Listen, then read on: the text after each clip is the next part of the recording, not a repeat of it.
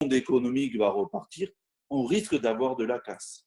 Régulièrement, tous les mois, il y a des centaines d'entreprises qui chutent, qui disparaissent. Là, elles n'ont pas disparu, elles ont été maintenues. On va vitrifier un peu le monde économique. Quand on va réouvrir sur ce monde économique, quand il va pouvoir se réexprimer, mais ces entreprises qui avaient été maintenues un peu artificiellement parfois vont commencer à chuter. D'autres qui allaient bien ont parfois perdu des marchés. Ne sont pas agrandis dans tous les cas économiquement. Ce sera dur aussi de renvoyer les salariés au travail parce qu'il y a une peur légitime parfois de certains. Donc tout ça fait que le gouvernement a développé tout un arsenal de mesures en vue de protéger le mieux possible dans tous les cas les citoyens et le monde économique. Ça m'a paru très important. Une des principales, et qui a été bien utilisée, une des principales mesures, c'est bien sûr l'aide, ça a été important et il a été fortement utilisé. Une autre mesure, c'est le prêt garanti par l'État, est fortement utilisé aussi. Et ça a été aussi une possibilité pour les entreprises de recréer de la trésorerie, ce qui était important. Et petit à petit, le gouvernement a fait des propositions. Mais comme vous pouvez le comprendre, ce moment est un moment particulier que personne n'a jamais vécu jusqu'à maintenant. Alors, on peut nous comparer à la grippe 60 ou 70. C'est pas la même chose quand même. La société est différente que celle de 1918 ou celle de 1970. Les réseaux sociaux sont là, il y a plus de communication, il y a plus d'échanges dans le monde. Donc, c'est très différent.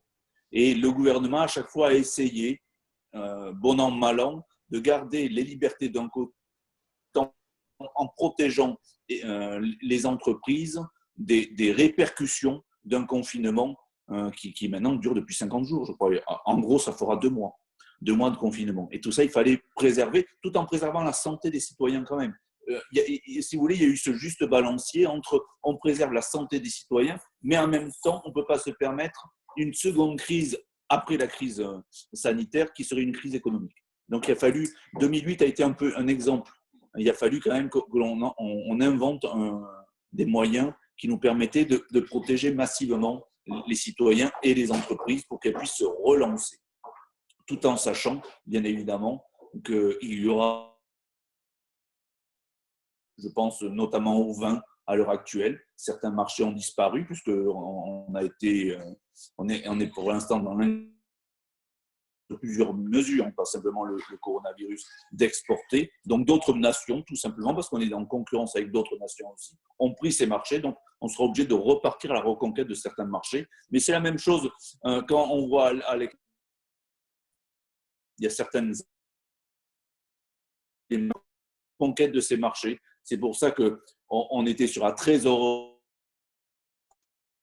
Il me semble que petit à petit, il faudra qu'on pense aussi aux fonds propres des entreprises, car j'ai été contacté par un certain nombre d'entrepreneurs et de confédérations qui me disaient c'est bien, mais il faut aussi penser aux fonds propres des entreprises qui sont malmenés. Les bilans seront très malmenés. Donc, il faut qu'on recrée des fonds propres, car le savoir-faire est là, l'entreprise est là, elle irrigue dans les territoires, mais les fonds propres ont été fortement malmenés.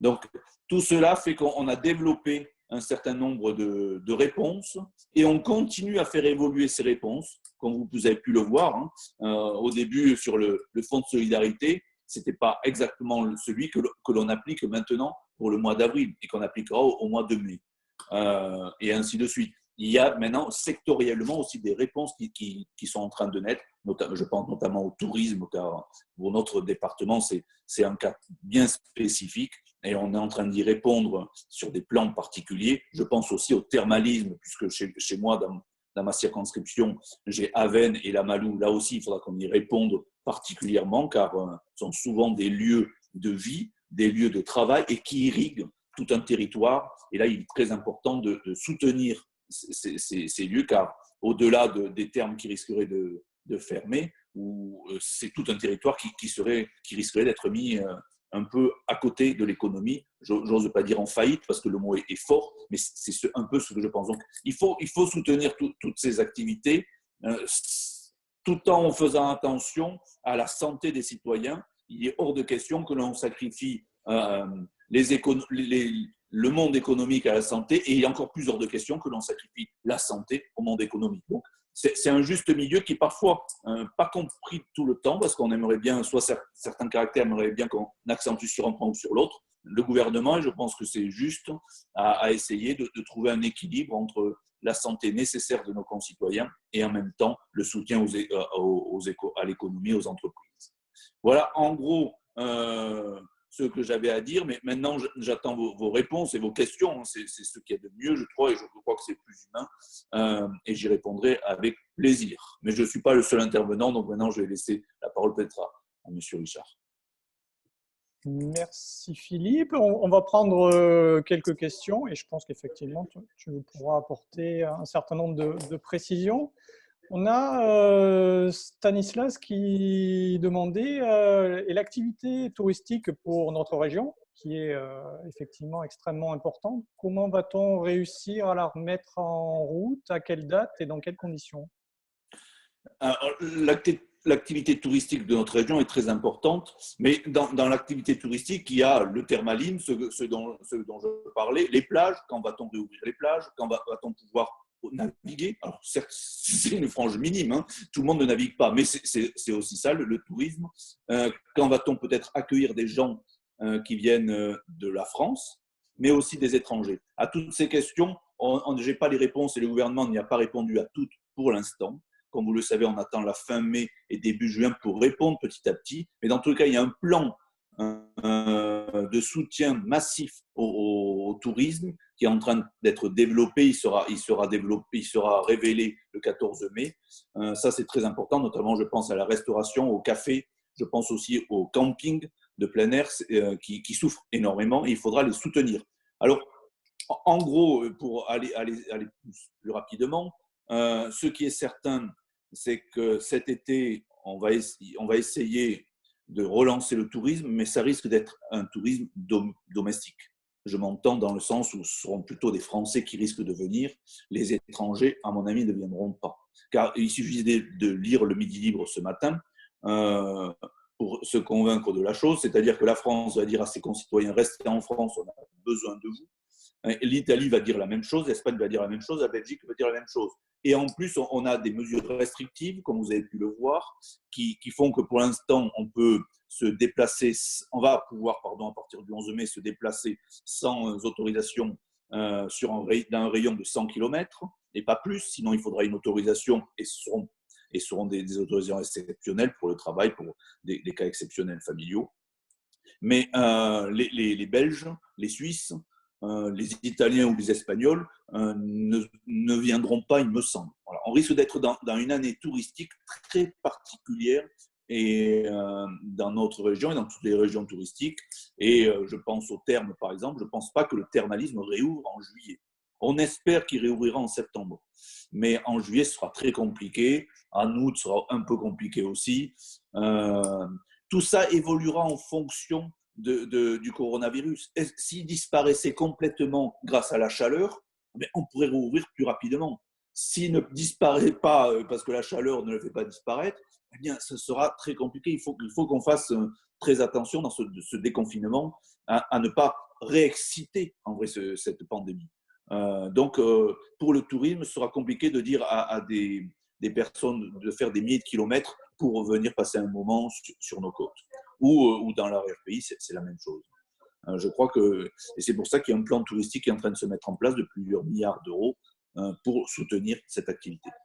Et Philippe, merci pour tes réponses. J'ai bien noté. Elles sont un peu longues, je sais, excusez-moi. Ah non, mais elles sont très bien, Mais c'est le 14 mai que le sujet sera abordé. Oui. Okay, le 14 mai, le ministre Lemoine est en train de plancher dessus. Et le 14 mai, oui, il y aura par exemple des réponses sur les plages. À quel moment on va réouvrir les plages? Comme vous le savez, nous, on est quand même un département qui attire beaucoup de touristes en littoral. Pour l'instant, les plages sont interdites. À quel moment on va réouvrir? La mer, c'est la même chose. À quel moment on va pouvoir aller naviguer? Et tout ça va apparaître doucement, c'est en fonction de la pandémie. Si on sent bien qu'il y a un recul, on ouvrira plus facilement. Et Et en même temps, ça dépend aussi de la pandémie et du coût économique. J'imagine un plagiste qui a envie d'ouvrir une guinguette sur la plage. Il faut savoir que pour simplement installer son restaurant sur la plage, c'est plusieurs dizaines de milliers d'euros. Pour désinstaller, démonter son restaurant, c'est la même chose. Et ensuite, comme il a beaucoup de personnel, souvent, il y a un vrai coût qui, si je ne me trompe pas, est presque dans les 100 000 euros quand même à la fin. Il y a un vrai coût sur la saison. Donc, s'il n'arrive pas à avoir l'afflux touristique et les clients qui vont couvrir ce coût, je pense qu'économiquement, ça lui sera dur d'ouvrir. Et ça, c'est un rapport économique que tout chef d'entreprise a, il me semble. J'invente rien là-dessus. Merci Philippe pour ces premières réponses. On a dans le chat des questions de William et William. La première concerne le chômage partiel. Et la question est de savoir jusqu'à quelle date celui-ci va-t-il être possible et éventuellement dans quelles conditions. Et la suivante, c'est par rapport au PGE, où il semblerait que des entreprises aient des difficultés à le solliciter lors du dépôt. Alors, pour le chômage partiel, il a été déclaré dernièrement qu'en mai, il serait toujours là, il serait toujours actif, le chômage partiel. Donc, on pourra en mai continuer sur le chômage partiel et ensuite, il va petit à petit disparaître, sauf pour certains secteurs, notamment touristiques et notamment les entreprises ou les commerces qui sont obligés par l'ordonnance de fermer. Je pense aux restaurants, aux cafés qui n'ont pas eu l'autorisation encore d'ouvrir. Eux, ils pourront bénéficier encore du chômage partiel au-delà de mai. Par contre, le chômage partiel, petit à petit, va revenir dans un régime de croisière et cette exception actuelle va disparaître. Il existera toujours ce chômage partiel, mais il reviendra sur un régime de croisière avant la pandémie. En ce qui concerne le PGE, oui, moi aussi j'ai eu quelques remontées sur ma circonscription sur des entreprises qui avaient du mal à débloquer un peu les réticences de leur banque. Je suis intervenu et ça a pu parfois fonctionner, parfois non. Les banques, malheureusement, sont des banques et regardent parfois et les comptes, les bilans de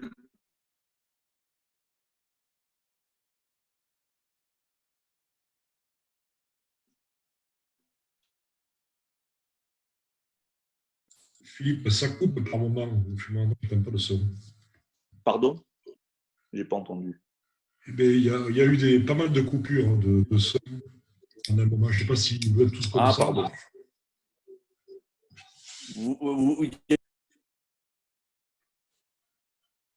Où ça coupe.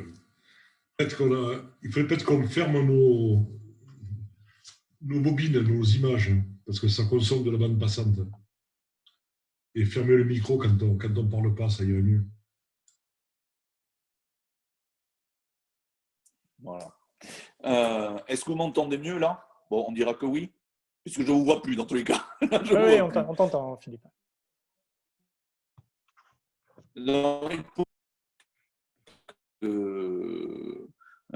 Couac, excusez-moi le terme, un peu familier, mais compréhensible. Souvent, quand ces entreprises ont insisté, elles ont réussi à débloquer la banque et à expliquer. Mais souvent, cette banque regardait la notation en Banque de France et en fonction de la notation en Banque de France, s'est dit, tiens, je ne vais pas prendre ce risque. Alors qu'il n'y avait aucun risque à prendre puisque l'État garantissait quand même, pas à 100%, mais garantissait à 90% le prêt. Donc ça, on peut le regretter. Mais le PGE, quand même, massivement, au niveau de la nation, a bien fonctionné. A très bien fonctionné. Mais c'est vrai qu'il y a eu quelques couacs, mais souvent au début. Maintenant, tout ça est rentré un peu dans l'ordre. Mais moi-même, j'ai un des...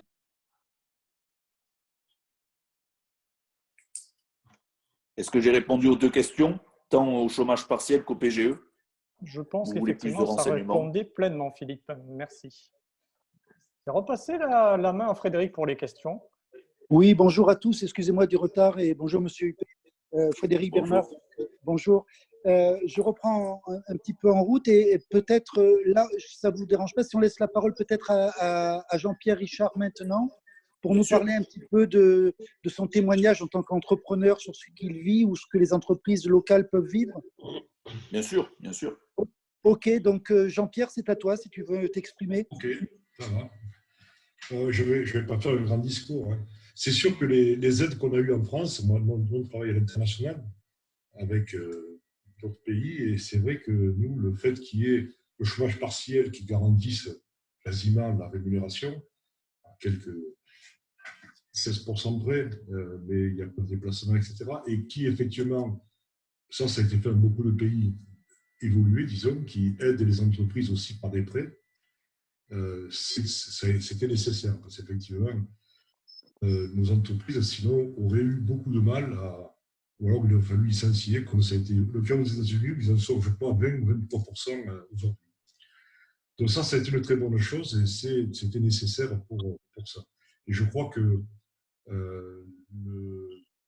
et ces PGE sont faits pour la trésorerie, pour effectivement que nos entreprises puissent tenir le temps que tout reparte, en espérant que ça reparte assez rapidement.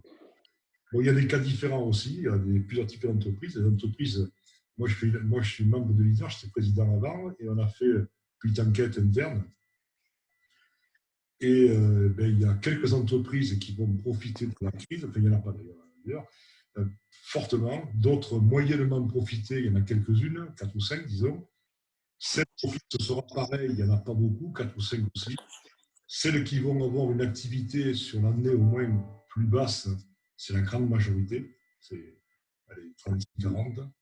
Et celles pour qui ça va être dramatique, c'est 4 ou 5, parce qu'elles sont dans des secteurs, l'événementiel, le tourisme ou autre, où effectivement l'avenir, il n'est pas visible à quelques mois. Bon, voilà. Du moins, il y a des craintes. Ou des craintes de développement d'activité, ou des craintes de freins qui vont faire que la rentabilité ne sera pas au rendez-vous. Voilà, ça c'est un petit peu l'analyse. Et je crois que chaque semaine, on s'adapte et on en apprend plus, quoi. Quand on parlait des aides qui ont été refusées, bon, par les banques, je crois qu'il y a deux types de refus. Il y a soit une entreprise qui le demandait alors qu'elle n'a pas besoin de trésorerie, elle n'a pas beaucoup, mais ça a été des fois le cas. Elle n'a pas besoin de l'aide, elle avait suffisamment de trésorerie. Et aussi d'autres entreprises qui effectivement soit avaient une note déjà pas très bonne, mais aussi qui étaient sur un secteur où la banque craignait que ça ne fonctionne pas et qu'il y ait un défaut à terme. Bon, quand la banque est responsable de 10%, oui, mais c'est pas beaucoup, mais c'est sur des très grosses sommes. Hein, donc c'est pour ça qu'il faut aussi attention, quoi, de limiter leur aide. Il y a très peu de refus, c'est 2 ou 3%, hein, il n'y a pas beaucoup. Après, on a passé à l'entreprise de plusieurs phases. D'abord, la découverte de la crise, comme tout le monde. Après, on s'est adapté au confinement. Donc, il a fallu effectivement gérer le télétravail, et gérer nous, les SESI, on avait déjà le télétravail, mais d'entreprises ont découvert ça et le fait à grande échelle, le travail, l'activité partielle, et doser au mieux, c'est-à-dire que quasiment chaque semaine, même chaque jour, et décider qui dans l'entreprise va être en activité partielle, va être en partie en télétravail, et même le corriger en temps réel quand il y avait ici l'activité. Je pense que la plupart des entreprises ont été pour favoriser l'activité au maximum. Je veux dire, on peut, disons, avancer. Moi, je donne mon exemple SESI, on a un bureau d'études à 27 ingénieurs, et bien ils étaient tous, à part les 2-3 premiers jours, tous étaient présents et on en a profité pour avancer sur les études. On a aussi profité pour dépanner nos matériels, mettre à jour les petits trucs qui traînaient dans les coins. Et un peu pareil. Et on en a profité aussi pour faire beaucoup de marketing et beaucoup de commercial. Alors, ça a été difficile les 2 premières semaines, mais après, ça a été paradoxal. Des fois, des grands responsables qui étaient chez eux tranquillement étaient beaucoup plus accessibles que normalement. Voilà. Et je crois qu'une entreprise, si elle n'agit pas, si la passivité, elle n'est pas bonne. La passivité, on perd on est certain de perdre la guerre. Quoi. Si on appelle ça effectivement une guerre, on perd la bataille de suite. Donc, il a fallu se remuer, faire analyser les produits, les adapter à la crise, essayer de faire du marketing pour les proposer, donc pas proposer des solutions, mais donner des solutions aux besoins qu'il y avait. Et tout le monde s'est un petit peu remué dessus. Et maintenant, on arrive sur le déconfinement, donc les clients qui vont intégrer les locaux, donc quand il y a les installations, les entreprises vont pouvoir installer. Et je crois qu'on va s'apercevoir semaine par semaine de la rapidité ou de l'ampleur avec laquelle ça se fait. Après, quelques idées, après je ne vais pas parler non plus trop vite, hein. Après je vais laisser les questions, j'avais quelques points que je voulais dire. Donc là, on est dans la phase à rebondir et ces enjeux dans un environnement général dégradé. Donc il faut des qualités d'absorption, de régénération, d'appropriation, de cohésion interne, d'action collective avec délégation, collaboration, valeur, polyvalence. C'est la qualité humaine qui fait souvent la différence. Et dans les entreprises, les réactions, suivant le type d'entreprise, les réactions, disons, de la structure d'entreprise et des collaborateurs étaient vraiment différentes. Il y en a qui ont fermé alors qu'elles auraient pu travailler. Il y en a qui ont continué à travailler, mais légèrement. Et il y en a qui ont essayé de surfer sur la vague pour faire le maximum d'activités qui était possible. Et je crois que c'est ce qu'il fallait faire. Voilà, après, bon, je ne vais pas continuer à parler. S'il y a des questions, je vais essayer avec Philippe. Merci Jean-Pierre. Moi, en fait, j'avais quelques questions qui ont été transmises par écrit. Peut-être qu'il faudrait commencer par celle-ci. Je ne sais pas à qui je vais les adresser, mais on parle de est-ce que une approche économique moins centralisée ne serait-elle pas nécessaire? Et quelqu'un fait référence au système jacobin actuel où tout remonte sur Paris. Donc, je ne sais pas si vous aviez déjà abordé cette problématique. Donc, dans le cadre de la réorganisation, est-ce qu'une approche donc économique moins centralisée permettrait un développement économique plus local et serait-elle préférable? Et dans le même ordre d'idées, il y a la notion des circuits courts comme alternative à la grande distribution. Ouais, juste. Alors, pour le Pardon. Allez-y. J'y vais. Pour le moins centralisé, le gouvernement a bien compris qu'en centralisant tout, on risquait d'engorger le centre. Donc, il y a certaines aides qui sont décentralisées. Je pense au fonds de solidarité. Le fonds de solidarité jusqu'à 1 500 €, le premier tirage, c'est certes centralisé, ce sont les services de l'État qui vont gérer cela. Mais le second tirage à 5 000 ou 10 000 maintenant pour certains restaurants et cafés et secteurs touristiques, c'est la région qui va le gérer, qui gère le dossier. Certes, l'argent vient de l'État, mais c'est la région qui gère le dossier. Donc, l'État, le gouvernement a bien compris qu'il fallait décentraliser et qu'il fallait s'appuyer sur les forces vives des territoires. Les maires sont mis à contribution, les présidents de PCI sont mis à contribution, la région, les départements, tout le monde s'est un peu engagé. Moi, personnellement, je suis pour le localisme. Je crois que c'est très important de revenir et de recréer de l'économie locale et parfois sur la subsidiarité, mais il y a des choses que l'on doit prendre, qu'on doit décider sur place et d'autres qui ne sont plus de notre ressort peuvent être décidées à d'autres échelons. Mais je crois que c'est important et je crois qu'on a essayé, on a bien compris toutes les limites de la centralité actuelle. Les outils que l'on a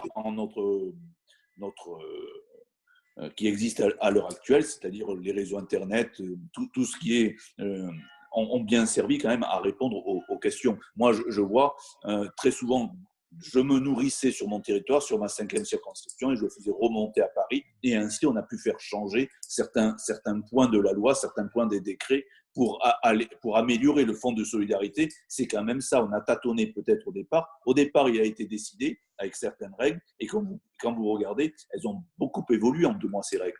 Et c'est parce que ça remontait, les députés faisaient remonter et agissaient au niveau gouvernemental pour faire évoluer ces règles. Donc, il y a un doux échange qui s'est fait entre le local et le national qui a bien fonctionné, je pense. Mais il ne faut pas se passer non plus des forces vives des territoires. Ça, j'en suis convaincu. Moi, si je peux juste compléter, c'est vrai que ces aides-là, qu'elles soient décidées au niveau national, c'est aussi une bonne chose, que ce soit uniforme sur le territoire, à la fois l'activité partielle et les aides garanties, les prêts garantis par l'État, mais ça a été effectivement géré localement par les régions et beaucoup par la BPI. C'est la BPI qui a analysé un petit peu les banques, qui analyse les dossiers, et c'est elle qui, à la limite, et comme elle est régionale et qu'elle connaît les entreprises régionalement, donc c'est que ça permettait une partie régionale. Après, j'ai oublié un point tout à l'heure, c'est vrai qu'on a passé ces étapes-là. Il va arriver après la demande, c'est-à-dire que l'offre va être diminuée, bien sûr, puisque les entreprises, la demande au départ sera faible, les entreprises vont avoir des soucis, donc il y aura peut-être un peu moins d'offres.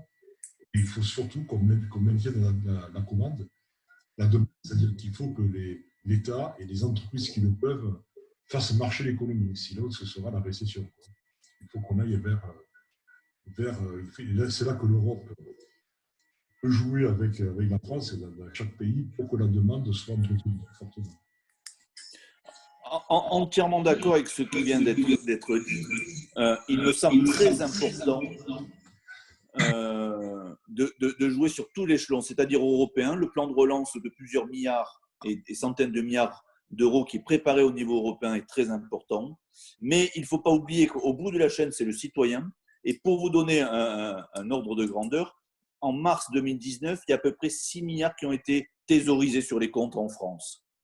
En mars 2020, il y a 20 milliards qui ont été thésaurisés sur les comptes. Ça veut dire que s'il y a relance, si l'économie doit repartir, certes, les collectivités doivent tirer un peu grâce à leurs appels et aux travaux qu'ils vont engager, mais aussi il faut que nos concitoyens dépensent ces 20 milliards thésaurisés. Il ne faut pas que ça reste thésaurisé, sinon c'est l'économie qui va en pâtir. Il y a 14 milliards ce mois-ci qui ont été thésaurisés, en plus que ce qui est normal. Donc il faut que nos concitoyens reprennent confiance en l'avenir pour pouvoir dépenser. Ça, c'est très, très important, il me semble. Donc, on est vraiment dans les deux bouts de la chaîne. Le niveau européen, le niveau national, régional et ainsi de suite. Mais même le citoyen devra agir dans ce sens. Et alors, justement, vous me tendez la perche pour la transition. On parle de perche et vous parlez de national, d'européen. Et on peut même aller jusqu'au niveau mondial. Et la question qui m'est posée, c'est justement, s'est posé pendant cette crise le problème de la dépendance un petit peu de notre économie par rapport à l'économie mondiale. Et donc, qu'en est-il de la réflexion sur une relocalisation des principaux secteurs stratégiques de l'économie française ou européenne? Jean-Pierre Richard ou moi, je ne sais pas. Vous voulez que je réponde? Comme vous le souhaitez, peut-être. Oui. Oui. Alors, pour moi, c'est simple. Je viens de faire une tribune sur une relocalisation nécessaire de la pharmacie, de l'industrie pharmaceutique. On vient de s'apercevoir que au moins les produits actifs, les principes actifs sont fabriqués en Chine et en Inde. Il ne faut pas oublier l'Inde, c'est vraiment en Inde que c'est fabriqué. Et nous, petit à petit, en France et en Europe, on abandonne un peu cette fabrication, cette production. Et qu'est-ce qu'on vient de voir? Qu'on manque de masques, parce que Wuhan a été le centre de l'épidémie et c'est là où on fabrique des masques. Qu'est-ce qu'on vient de voir? C'est que dans nos hôpitaux, parfois, il y a des ruptures, et ça faisait des années que ça durait ça, qu'il y a eu des ruptures de livraison de médicaments et qu'on a manqué de médicaments. Donc, il me semble que dans certains domaines, pas tous, la mondialisation n'est pas finie, il ne faut pas rêver, on ne va pas tout nationaliser. Mais dans certains domaines, il faudra repenser la mondialisation, c'est-à-dire peut-être faire appel à plusieurs endroits dans le monde pour fabriquer certaines choses et parfois relocaliser en France et en Europe certains domaines qu'on pourrait considérer comme souverains. Je pense que la production pharmaceutique, pour avoir Fabre sur ma circonscription, donc j'en ai souvent discuté avec eux, ils regrettaient que petit à petit, on les pousse à fabriquer à l'international. Pourquoi? Mais c'est simple, je pense, mais comme toute simplicité, c'est jamais aussi simple que ce que je vais dire, mais c'est pas grave. De plus en plus, la sécurité sociale a essayé à rembourser le moins possible et des médicaments qui coûtaient de moins en moins cher. Et pour avoir des médicaments qui coûtent de moins en moins cher, il faut faire moins de recherche. Donc, on est sur des médicaments qu'on réutilise et surtout qu'on produit autre part qu'en France, car le prix de revient en France est trop cher. Donc, il faudra que nous, collectivement, en France, nous, tous les citoyens, on accepte à un moment, et l'État s'y pliera, qu'on accepte de repayer un peu les médicaments un peu plus cher et que la sécurité sociale rembourse un peu plus cher les médicaments. Si on veut reproduire en France, et à la fin, c'est quand même un cercle vicieux, parce que si on reproduit en France, c'est pour nos territoires, parce qu'en général, quand même, toute cette production de médicaments ou de production de principes actifs se fait dans les territoires, ce n'est pas à Paris. Donc, c'est vraiment dans les territoires. Donc, on recréera de l'emploi et de l'emploi à forte valeur ajoutée. Et donc, à la fin, peut-être que nos médicaments coûteront un peu plus cher, mais on aura quand même des salaires qui iront avec. Et donc, on pourra régler cela. Et ça, c'est important. Je crois au localisme. Donc, vous êtes tombé malheureusement sur le mauvais député si vous n'êtes pas d'accord avec ça. Je crois fortement au localisme et à la production. Ce qu'on peut faire en local, qu'on le fasse en local, mais sans abandonner la mondialisation qui me semble pas négative dans tous les points. Voilà, soyons bien clairs. Je ne suis pas un tenant de la fermeture sur soi et de la fermeture des frontières. Loin de là. Loin de là. Tu avais des commentaires, Jean-Pierre, ou par rapport à ça? Alors, je pense que France, c'est aussi analysé au niveau Europe. Ce qu'on peut s'apercevoir, c'est qu'effectivement, les prix seront plus importants si on fabrique des produits en France, un peu moins si on le fait en Europe. Mais si d'autres pays, si les États-Unis, si d'autres pays reprennent la fabrication de médicaments, par exemple, les prix chinois vont monter aussi. Donc, il y aura un équilibre. Parce que les gens craignent, on va payer le produit 10 alors qu'en Chine, il est à 3. Non, le produit, si la plupart des pays développés et autres déjà fabriquent leurs propres produits, leurs propres médicaments, le prix du médicament va s'équilibrer. Oui, bien sûr. Et c'est vrai que l'emploi, le fait de le fabriquer en France, ça génère de l'emploi. Donc, c'est même pas non plus. Même si c'est plus cher, on bénéficie disons, d'emploi, d'activité avec d'activité pour qui profite à l'économie en plus. En général, honnêtement, ça fait trop d'années qu'on externalise nos déchets. On a toujours dit à la France, regardez, on est dans le développement durable, ainsi de suite. Nous, on nettoie toujours plus blanc que blanc. Mais pourquoi? Parce qu'on faisait faire à l'extérieur ce qui polluait en vrai. Et ça fait trop longtemps qu'on n'a pas réglé ce problème. Il faudrait que l'on produise avec nos normes en France pour ne pas produire de déchets, pour aller vers ce développement durable nécessaire, mais qu'on le fasse nous, avec notre propre responsabilité, qu'on voit ce que l'on fait. Et peut-être qu'on consommerait différemment en plus si on le faisait, je pense.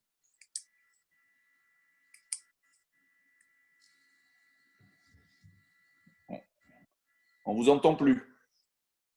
Vous avez coupé votre micro. Oui, pardon. Excusez-moi. Non, on change carrément de thème et je vous lis la question telle qu'elle m'est posée parce que peut-être elle sera plus intelligible pour vous qu'elle ne l'est pour moi parce que j'ai un peu mes limites. L'Institut Montaigne propose des options qui remettent en cause le droit du travail. Quelles sont les propositions du gouvernement à ce sujet? Alors, je la livre telle quelle parce que j'ai un peu de… Honnêtement, d'abord, je ne connais pas les options qu'a développé cet article de l'Institut Montaigne, je ne le connais pas, et je ne connais pas les options qu'a développé l'Institut Montaigne. Donc, ça m'est difficile. Après, le droit du travail, qu'il soit pour l'instant un peu chamboulé, un tout petit peu quand même, il ne faut pas exagérer, c'est vrai, mais c'est pour une période bien déterminée, c'est-à-dire cette exception sanitaire. C'est vrai que sur les congés, par exemple les congés payés, l'entrepreneur, le patron peut demander à ses salariés de prendre jusqu'à 10 jours maximum de congés payés pendant cette période sanitaire exceptionnelle. Et ainsi de suite. Donc, il y a le droit du travail a certes été un peu touché, mais c'est juste pour cette période sanitaire et ensuite le droit du travail reprendra toute sa place. Toutes ces arrêtés, ces ordonnances, ces décrets qui sont pris maintenant ne sont pas faits pour durer dans le temps. Donc après, le droit du travail reprendra sa place. Je ne suis pas un fervent la disparition du Code du travail. C'est très important que les salariés aient un droit à part et soient protégés. Mais je n'ai pas lu l'article de l'Institut Montaigne. Non, moi, c'est pour ça que moi non plus, c'est pour ça que je me suis permis de lire la question telle qu'elle était posée sans pouvoir commenter. Parce que... Non, mais c'est ça, il parle des congés, effectivement. On peut forcer les congés à la période un peu où on veut, alors qu'avant, on ne pouvait pas. Et aussi du temps de travail. C'est des choses qui sont nécessaires pour maintenant, c'est pour le bien général. C'était des mesures qui allaient à l'encontre du bien général, mais au contraire, elles sont dedans. Donc, bon, c'est très bien comme ça. Alors, j'ai une question qui est assez spécifique et qui concerne les professions médicales et paramédicales libérales. La question dit neuf professions médicales et paramédicales libérales ont obtenu des garanties de ressources par l'assurance maladie, alors qu'elles n'ont pas réellement eu des pertes financières. Donc, c'est un petit peu une question en se demandant pourquoi justement cette aide qui ne paraît pas adaptée donc, à la personne qui a posé cette question, et en disant surtout que ces professions libérales pourront facilement pouvoir reporter leurs pertes, et notamment sur les prochains actes de soins qu'ils vont réaliser. Pourquoi donc cette aide spécifique dans ce contexte actuel? Alors, les 9, je ne connais pas parfaitement, mais je vais parler des pharmaciens, parce qu'il y a une pharmacienne sur ma circonscription qui m'a exactement posé cette question. Les pharmaciens sont fermés depuis un certain temps. Certes, ils reporteront une partie des actes, et pas tous fermés en plus, je suis d'accord. Mais bon, celles que j'ai vues, ils avaient fermé le cabinet, ils attendaient, ainsi de suite. Bon, celles que j'avais vues, après, ils ne sont pas tous fermés, je suis d'accord. Ils reporteront peut-être leurs actes plus tard, mais par contre, pendant ces 2 mois où ils ont peu travaillé ou pas travaillé, les salaires, s'ils avaient une secrétaire, doivent être payés, les charges étaient là. Donc, soutenir ces professions médicales ou paramédicales, à partir du moment où elles ont souffert de la pandémie, il est normal quand même de les soutenir pour tout simplement qu'elles n'en pâtissent pas. Mais comme on a soutenu toute l'économie, on ne s'est pas demandé telle entreprise mériterait ou ne mériterait pas. Ce n'était pas la vision du gouvernement. La vision du gouvernement, c'était de soutenir toutes les entreprises, tous les actifs, pour qu'ils puissent se remettre au travail dès que ce confinement serait levé. Mais je vois un monsieur qui n'est pas d'accord avec ce que je lui ai dit, mais je veux simplement pondérer. Ils n'ont pas tous fermé, certes, mais ils ont peut-être moins travaillé que d'habitude. Voilà, je ne dis pas plus. Ils se sont rattrapés sur la parapharmacie, sur les masques en particulier. À Montpellier, ça s'est vu. Non, faut au Kélar, non, excusez-moi. Je parle pour ce que j'ai vu. Au Kélar, d'accord, mais à Montpellier, je peux vous le garantir. Voilà.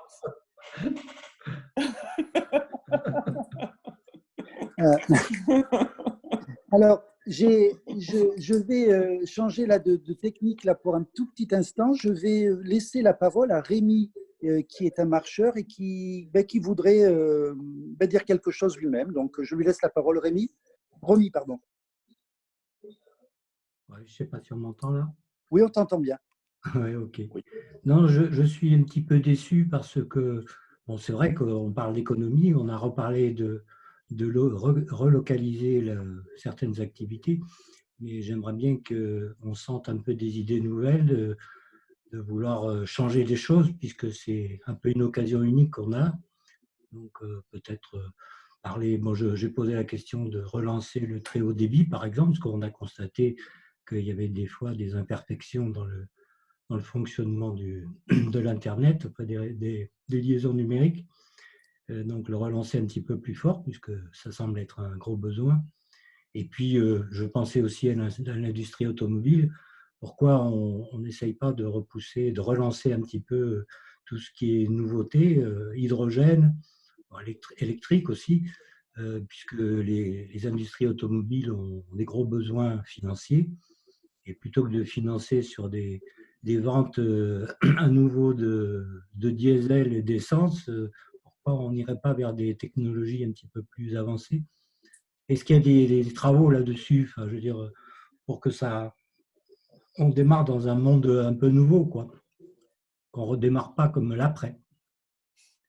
Enfin, comme l'avant, plutôt. Pardon. J'aurais une tendance à penser comme vous, honnêtement, bien que je pense qu'on redémarrera d'où on s'est arrêté. Mais j'aurais une tendance à penser comme vous, à partir du moment où l'État va aider, subventionner certaines industries, il est bon que l'État donne aussi une direction. Et l'État l'a dit, il va donner une direction sur le développement durable. Par exemple, je pense à l'industrie automobile, ils seront aidés, certes, mais on leur demandera de faire beaucoup plus d'efforts au niveau électrique, au niveau hydrogène. Je suis entièrement d'accord avec vous, il faudrait relancer l'hydrogène. La SNCF aussi, il faudra l'aider. La 5G, je suis d'accord avec vous, on l'a vu maintenant qu'on est confiné, qu'on est tous chez nous, on a vu que parfois ça ne fonctionnait pas tout le temps très bien. Donc il faudra peut-être aider. Bonnes questions, elles sont simples. C'est qu'est-ce qu'on veut faire de notre société dans le futur. Alors, on vient tous de quelque part. Ça ne veut pas dire qu'il faut fermer les portes, mais il faut se poser vraiment les bonnes questions. Et malheureusement, ou heureusement, pendant ce confinement, je me suis beaucoup intéressé à la biodiversité, à l'évolution verte et au changement climatique. Et je m'aperçois que l'État aille dans ce sens, aide vraiment les nouvelles entreprises et les anciennes à prendre ce tournant. Alors, ça ne se fera pas d'un coup, mais il faudra qu'on aide vraiment savoir dans quel monde on veut vivre. Et ce monde qui me semble bénéfique, c'est un monde qui ne laisse personne sur le bas-côté, donc il faudra soutenir, et on l'a vu pour la crise des gilets jaunes, c'est ça qui a mis le feu un peu aux poudres, c'est qu'on a voulu mettre des écotaxes un peu partout, mais sans aider les gens à changer, à accompagner ces gens. Donc il faudra soutenir toutes les personnes qui ont des paniers dans ce changement de réflexion et de monde, et en même temps aider les entreprises à changer réellement. Pour la voiture et l'électrique, permettez-moi juste une petite critique, non pas de vous, mais de ceux qui disent que l'électrique, c'est la panacée. L'électrique est peut-être la panacée en France, parce qu'on a une électricité pas chère et surtout peu émettrice de CO2, puisque c'est le nucléaire. Enlevez le nucléaire et allons en Allemagne, usine à charbon, et vous verrez que l'électrique, parce que l'électrique, ce n'est pas seulement une voiture, c'est comment on construit cette voiture, comment on l'achète et ensuite comment on l'utilise. Donc une voiture, c'est sur 10 ans en vrai. Et vous verrez que quand il y a une usine à charbon qui fait de l'électricité, eh bien l'électrique ne devient pas la panacée. Donc on n'a pas fini la recherche en vrai, ce que je veux aller dans ce sens. Il faut qu'on continue à rechercher comment on fait de l'électricité, si on doit aller vers le mode électrique, comment on produit de l'électricité qui ne pollue pas. Ça, c'est très important. En France, on a cette chance d'avoir le nucléaire. Ça ne veut pas dire que je suis un fervent du nucléaire, loin de là, ne pensez pas ça. Mais par contre, on a un nucléaire qui ne pollue pas en CO2. Enlevons ça et faisons comme l'Allemagne, eh bien, on aura des usines à charbon. Là, c'est très différent. Très, très différent, parce que l'éolienne n'est pas encore en capacité de remplacer le nucléaire. Donc, on a encore un devoir et on doit encore mettre beaucoup d'argent sur la recherche. Trouver d'autres productions. J'espère que j'ai répondu à la question. Oui, c'est parfaitement Mais beaucoup de mes collègues sont comme moi. Et là, je vais tout petit peu aller dans votre sens, et puis ce qui permettra aussi à Jean-Pierre de prendre la parole aussi en même temps que vous. La question, c'est sur la distanciation physique, en disant que la distanciation physique devient la norme plutôt que la distanciation sociale. Et peut-on dire qu'une coronavirus économie est en train de naître, et notamment, par exemple, le monde du numérique, le télétravail, etc. etc. Est-ce qu'on peut dire qu'il y a une économie nouvelle qui va se mettre en place? Je peux. Il y a effectivement, d'ailleurs, on voit que les. Non, allez-y. Oui. On voit que effectivement, les habitudes qu'on a prises, télétravail, donc, et aussi visioconférence, vont rester un peu plus. Il y aura un peu plus de télétravail. Je ne dis pas qu'on va travailler à moitié de télétravail, mais il y en aura beaucoup plus. Donc, moins de déplacements. Et également, le fait de faire la visioconférence, ça évite aussi à des commerciaux d'aller faire des centaines de kilomètres pour voir des clients. Les clients s'habituent maintenant à recevoir des offres de commerciaux ou autres d'ailleurs, des contacts avec le banquier ou autre qui vont se faire en visio. Le téléphone, c'est quelque chose, la visio, c'est un peu plus, et après, il y a le contact visuel. On est des animaux un petit peu, donc on a toujours envie de voir les visages. Donc ça, cette transformation, elle va rester. Après, Frédéric, tu parlais de, je ne me rappelle plus ce que tu disais Frédéric, pour la deuxième, ta question principale. Non, la question principale, c'était est-ce qu'il y aura, on va dire qu'il y aura une coronavirus économie, quoi. Oui, ben ça va. Donc, on parlait du numérique, on parlait du télétravail, on parlait… Ben, le numérique, oui, va se renforcer, le télétravail aussi, les habitudes aussi un petit peu. Après, de toute façon, chaque crise, après la crise, il y a toujours du renouveau, hein, c'est toujours pareil. Malheureusement, c'est comme ça. Et il y aura des… Alors, est-ce que ça durera longtemps ou pas? Mais c'est sûr que si on peut en profiter pour ne pas fabriquer ou ne pas faire des choses qui ne servent à rien et qui polluent, ben, ce serait bien, quoi. Quand on regarde dans la crise, ce qui a fonctionné bien, c'est l'agriculture, puisqu'elle est nécessaire à 100%. On ne peut pas s'arrêter de manger. Et après, quand on analyse tout ce que l'économie crée, il y a des choses importantes, il y en a qui le sont moins, il y en a qui le sont peu, bon, il y en a qui le sont aussi, pour les loisirs, pour autres, mais il y a des gradations. Peut-être qu'il faudra qu'on trie un jour un petit peu dedans, quoi, pour ne pas mener l'économie dans tous les sens et abîmer la planète par des choses qu'on fait. On disait que l'innovation, elle est destructrice, puisqu'on fait des choses nouvelles et on détruit ce qui existait, on l'étend constamment et puis on l'étend beaucoup dans tous les domaines. Alors, ça peut intéresser effectivement, ça peut répondre à certains besoins, mais souvent c'est des besoins faibles. C'est des besoins qui pourraient ne pas exister. Voilà. Si on veut protéger la planète, il faudra baisser un petit peu nos besoins. Monsieur Huppé, vous avez un commentaire particulier par rapport à ceci? Oui, pour vous donner un exemple, jusqu'à maintenant, au minimum, je vais une fois par semaine à Paris en avion, aller-retour, et parfois deux à trois fois par semaine à Paris en avion, aller-retour. Ça dépend s'il y a un ministre qui vient, ainsi de suite. Jusqu'à maintenant, la visioconférence, je n'en avais jamais fait avant le confinement. Et beaucoup de mes collègues députés en avaient fait, mais on était tous d'accord pour aller à Paris. C'était là où on devait être. Et on s'est aperçu qu'avec la visioconférence, on pouvait très bien être chez nous et travailler autant, si ce n'est mieux, et même parfois plus. Je vous avouerai que pendant ce confinement, j'ai beaucoup plus travaillé grâce à la visioconférence, grâce aux réseaux sociaux, grâce au téléphone, de chez moi, puisque je n'ai pas eu ce temps de perdu dans les transports. Et je crois que ça restera. Je suis entièrement d'accord avec ce qui avait été dit, la distanciation physique. Il y aura une certaine distanciation physique qui va rester, je crois, au niveau de l'économie. On va prendre l'habitude de travailler différemment. Je discutais avec un cousin qui s'occupe d'une boîte et il me disait que d'habitude, quand il devait se rassembler, il rassemblait tous ses vendeurs et ils allaient de toute la France dans un endroit bien précis.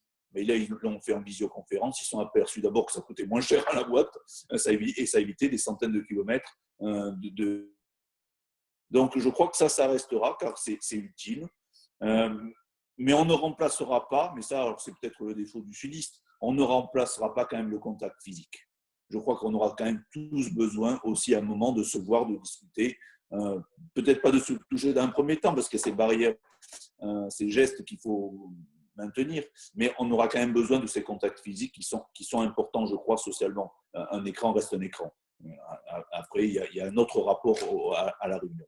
Mais oui, et j'espère que ça va être différent parce que je crois que c'est une chance pour les territoires en plus.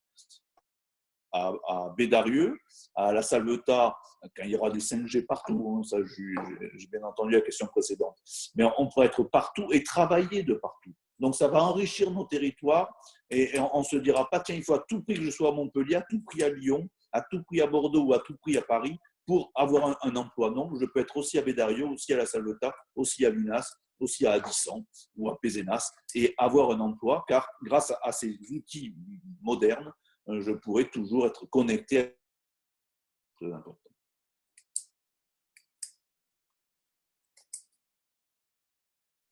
C'est terminé.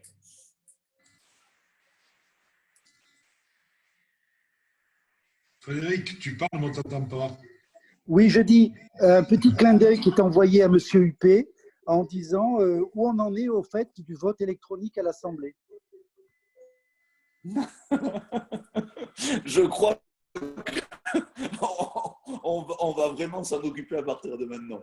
On en est que le vote électronique, pour l'instant, n'existe pas. Je ne peux pas rester chez moi et voter. Je suis obligé d'être dans l'hémicycle pour voter. Mais je crois qu'on va vraiment s'en occuper maintenant parce que si on fait du télétravail, si on fait de la visioconférence, mais il faudra pouvoir à un moment aussi voter électroniquement. Donc pour l'instant, on donne des mandats et donc on porte notre voix à l'Assemblée, mais ça ne suffit pas. À un moment, il faudra aussi pouvoir voter différemment, sachant que la fabrication, si vous me permettez le terme, de la loi est très compliquée quand même par Internet et par la visioconférence. Car quand on pose des milliers d'amendements sur un simple article, c'est dur de le faire de chez soi. On est obligé quand même de se réunir dans un hémicycle. Donc, il y aura toujours une nécessité d'aller dans l'hémicycle pour qu'on s'y retrouve, pour amender, pour discuter de la loi. On ne peut pas vraiment le faire sur un ordinateur, à part l'intermédiaire d'un ordinateur. Voter, je suis là entièrement d'accord, par Internet et surtout sécuriser ce vote. Le problème, c'est de le sécuriser, qu'il ne soit pas détourné, simplement. Une fois qu'on l'aura fait, tant mieux. Mais un autre exemple, je suis assez favorable à ce qu'on ne vote pas pour les élections locales, municipales, départementales, régionales. Je suis assez favorable à ce qu'on ne vote pas par Internet. Bon, exception oblige, peut-être. Mais c'est bien que un dimanche, tous les citoyens se déplacent dans un même lieu pour aller voter. Car c'est aussi ça, la démocratie. C'est aussi cet échange presque physique, quand tout va bien, cet échange physique qui fait qu'on est dans un même lieu et voter. Ce n'est pas simplement une machine qui va agir en notre place. Je crois fortement au contact physique. Et je vous l'ai dit, je suis peut-être trop sudiste. Merci beaucoup. Alors, on change un petit peu de sujet. Je ne sais pas où on en est du point de vue timing. Ça faudra que Fabien me dise. Mais là, une des questions, c'est comment on va faire perdurer les bonnes habitudes, entre guillemets, qui se sont mises en place là, pendant le confinement, notamment concernant l'agriculture de proximité et les nouvelles pratiques d'achat locales notamment. Et comment perdurer ce qui a été mis en place et ce qui commence à se voir.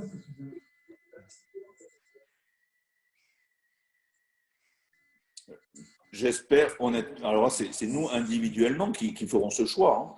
D'abord, c'est un choix aussi un peu économique parfois, un choix de facilité, et après, un choix individuel de société dans laquelle on veut vivre.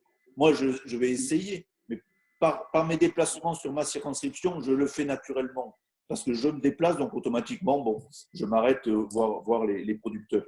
Mais il faudra que chacun fasse un effort. Au départ, ça peut être un effort et à la fin, ça peut être un plaisir pour aller au-devant des producteurs, mais tant en matière agricole que dans tout le reste. Parfois, il vaut mieux peut-être aller à Pézenas, à Bédarieux ou dans d'autres villes, acheter un ordinateur, acheter une machine à laver, acheter un aspirateur, que chez Darty à Montpellier, acheter le même aspirateur. À un moment, il faut aussi faire consommer sur place. Et ça me paraît important. Et pour tous. Et pour les domaines d'activité. Car il y a ce conseil. Car je crois que dans nos sociétés, on a besoin de conseils plus que de matériel. On a tous un aspirateur. Ce n'est pas le problème de l'aspirateur. Par contre, comment on le fait réparer s'il tombe en panne, comment on peut se faire conseiller par le vendeur, ainsi de suite. Et je crois que là, on aura besoin de ça. Sachant que, c'est pour ça que je suis pour la relocalisation, sachant que tout ça aura un coût. C'est certain que parfois, aller acheter en local, ça peut coûter un peu plus cher dans un supermarché. Ça, j'en suis bien conscient. Donc, peut-être que selon les possibilités, ce sera compliqué. Mais le fait d'aller aussi acheter en local, on crée de l'économie. Donc, petit à petit, il peut y avoir un cercle vicieux qui se crée. Et le fait d'aller là, on va créer de l'emploi et progressivement s'enrichir mutuellement. Il faut faire ce premier pas. Et honnêtement, je crois que quand on sera des cons comme ça, après de mauvaises habitudes reviendront. Et donc, il faudra qu'on fasse un effort sur nous-mêmes pour continuer à consommer en local. Mais ça, c'est la démocratie, c'est la même chose. On part toujours du même principe où la vie est toujours un effort sur soi-même. pour s'améliorer, en permanence, on est obligé de faire un effort sur soi-même, il me semble. Et l'économie, c'est la même chose, cet effort sur soi-même pour aller toujours voir notre voisin plutôt que d'aller voir à 100 km si tout se passe bien. C'est un peu comme le commerce mondial avec effectivement les produits qui viennent de Chine et qui viennent d'ailleurs. Déjà, en faisant ça, petit à petit, on perd le savoir et on perd le savoir pour l'avenir. C'est-à-dire qu'il y a des temps, imaginons qu'on ne fasse rien pour l'électronique, pour les médicaments. Peut-être que dans 40 ans, je ne dis pas, on sera quasi pas incapable, mais on aura beaucoup de difficultés pour reprendre ces activités-là. Donc, il ne faut jamais laisser tomber. Et c'est pareil pour les agriculteurs. Le fait de, imaginons qu'on favorise une seule société énorme qui fabrique des pommes et des trucs comme ça, mais il n'y aura plus de pommiers en France. Et puis, le jour où cette société nous fera des misères ou qu'elle aura des problèmes ou des mauvaises pommes, eh bien, il n'y aura plus de pommes. Voilà. Les gens ne sauront plus cultiver les pommes. Donc, je crois qu'il faut qu'on reste, il faut toujours avoir cet esprit de la continuité et de l'avenir. Nous arrivons presque à la... Je vais vous donner un exemple. Oui, allez-y. Ah, bon, allez-y. pas d'exemple. Allez-y. Juste l'exemple de la laine. Je suis mazamétain, donc je suis omni. La laine, tout simplement. À l'heure actuelle, on préfère tous acheter nos pulls, ou nos chemises, ou tous les textiles à la Chine, quasiment. Tout est fait là-bas parce qu'on va chercher le petit prix. Certes, on aime bien la mode, mais on veut pas. Donc, traduction en France, on ne peut quasiment plus rien fabriquer. C'est très compliqué de fabriquer des pulls en France et qu'ils soient vendables et achetés en France. À un moment, il faudra qu'on arrête cela. Parce que la laine, ce n'est pas simplement un pull, c'est aussi initialement un berger. Et ce berger, grâce à ses bêtes, a entretenu tout un territoire. Et ce berger, normalement, puisque ce n'est pas simplement pour la vie,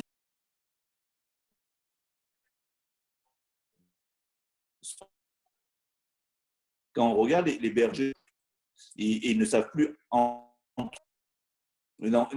entretenir ces laines parce que ça ne rapporte rien. Un exemple, le kilo de laine, tondre une bête coûte à peu près 2,50 € une bête. Ça coûte 2,50 €. On achète le kilo de laine en suin 70 centimes. Donc vous avez bien compris que quand vous avez tondu votre brebis, vous ne rentrez pas dans les frais. Donc, qu'est-ce qu'on fait? On tond, certes, mais la laine, on la jette. Ou alors, on l'envoie en 70 centimes à la Chine. Donc, on ne la traite même plus puisqu'il y a le suin. Et le suin est emporté, la laine et le suin sont emportés en Chine. Et la Chine, elle, qu'est-ce qu'elle fait? Elle va nettoyer. Ce que je vous disais tout à l'heure, le côté polluant, c'est elle qui va le faire. Elle va nettoyer ce suin. Ensuite, elle va, si elle est gentille, faire que du fil et nous revendre le fil. Sinon, elle va faire la chemise et va nous revendre tout ça. Donc, on est devenu ce que, quand j'étais jeune, à ce niveau, car on vend de la laine, un produit neutre, brut, et on ne sait même plus le traiter. Car traiter la laine, c'est très compliqué, on ne sait même plus. Et pour arriver au pull, à la fin, ou à la couverture, il y a une trentaine de métiers. Ne croyez pas, ce n'est pas simplement un métier, on ne part pas du berger, on n'arrive pas au pull. Ce sont une trentaine de métiers. Et je discutais avec certaines entreprises qui continuent à faire des draps en laine, ils me disaient qu'ils avaient perdu certains métiers. Et ils étaient obligés de racheter eux-mêmes des troupeaux, ils étaient obligés de racheter certaines entreprises pour essayer d'avoir la totalité des métiers pour ensuite arriver simplement à fabriquer une couverture en France. Donc vous voyez, c'est très compliqué. Ce sont des chaînes de production qui ont été rompues en France. Et il faudra beaucoup de temps pour remettre en place toutes ces chaînes de production qui sont la richesse de nos territoires, qui nous permettront de se rebondir. Mais ça sera long et il faudra une vraie volonté des citoyens. Ça, je crois fortement à ça. Sans la volonté des citoyens, on n'y arrivera pas. Alors, on arrive presque au bout. Alors, je voulais juste me reprendre quelques mots-clés là qui sont ressortis puis qui ressortent vraiment des commentaires que je lis. La notion d'une intervention politique et volontariste de l'État qui paraît absolument indispensable à tout le monde et qui doit être visible et extrêmement claire et nette. Ça apparaît souvent. Donc, ça serait intéressant de savoir si on s'engage sur cette voie-là. En même temps, revient la nécessité d'un retour à l'essentiel. Ça aussi, les citoyens ont l'impression ont cette volonté-là d'un retour à l'essentiel avec vraisemblablement à côté une augmentation des prix. Est-ce que tout le monde sera prêt à accepter cette augmentation des prix? Et enfin, le troisième élément qui ressort, c'est que tout ça n'est possible que s'il y a une confiance dans l'avenir. Et dans le contexte actuel, à votre avis, comment cette confiance peut-elle se mettre en place, exister? Êtes-vous confiant dans cette confiance? Alors, 3 questions. L'intervention volontaire de l'État, volontariste ou volontaire de l'État est liée. Vous verrez, le plan de relance oriente réellement et montrera des choix bien déterminés qui seront faits par l'État. Donc, est liée cette intervention volontaire de l'État et de profiter d'aller vers un développement durable et d'aider les entreprises qui iront vers ce développement durable en priorité. On le verra par les prêts, ça y est aussi. Ça, c'est très important. Le retour à l'essentiel, oui, mais ça, c'est individuellement que l'on arrivera à transformer notre société. Le retour à l'essentiel, ce n'est pas un claquement de doigts ou 577 députés et un gouvernement qui vont vous dire maintenant, on retourne à l'essentiel. Parce que qu'est-ce que c'est que l'essentiel? On a tous, chacun individuellement, notre propre essentiel. Donc oui, ça, il faudra qu'on y retourne. Pour moi, c'est la volonté de refaire vivre les territoires. Pour moi, c'est ça l'essentiel. Et dans une vision respectueuse des terres et de la faune et de la flore, ça, j'espère qu'on ira dans ce sens. Ça, et ce qui me paraît le plus important, c'est la confiance. Et vous avez raison de le dire. Pour l'instant, j'ai l'impression que la confiance n'y est pas à cause de certaines erreurs de communication, certains tâtonnements parfois par rapport à une pandémie qui était nouvelle. Et notamment, alors je vais le dire, pour les masques, certains de nos concitoyens n'ont pas bien compris toute la difficulté des masques et croient que l'on leur a caché des choses autour des masques. Et donc, il y a une rupture de la confiance, que ça fait un certain temps et elle continue. Donc, il faudra rétablir cette confiance, que les citoyens ne voient pas les hommes politiques comme des profiteurs. Ça c'est un monde qui a changé, qui n'est plus la réalité. En tout cas, ce n'est pas comme ça que je le vis. Et à nous de montrer aussi.